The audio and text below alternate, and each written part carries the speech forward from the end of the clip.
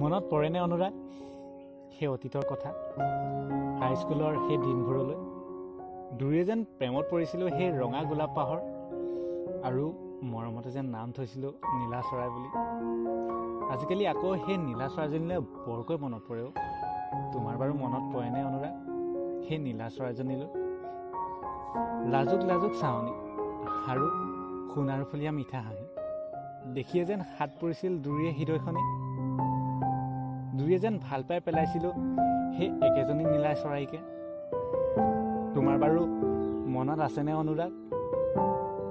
তাই আহিছিল বতাহৰ দৰে আৰু চুই গৈছিল আমাৰ দুয়োৰে হৃদয়খনি প্ৰেমৰ সুবাসে, আৰু ছায়া হৈ বহিছিলি আমাৰ দুয়োৰে হৃদয়।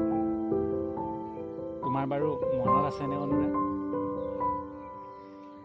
আমাৰ হৃদয়ৰ সুখৰ বজাত শব্দবিহীন কবিতাৰ দৰে থিতাপি লৈছিল সেই নীলা চৰাইজন। তোমাৰ মনত আছেনে অনুৰাগ?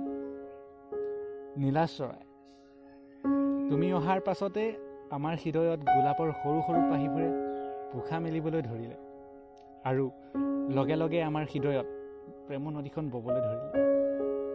সেই প্ৰেমৰ নদীখনিত তিতিবুৰি জুৰুলা জুপুৰা হৈ উৰি ফুৰিছিলোঁ এক অজান দেশত। তোমাৰ বাৰু মনত আছেনে অনুৰাগ? এতিয়া বাৰু ক'ত সেই নীলা চৰাইজনী?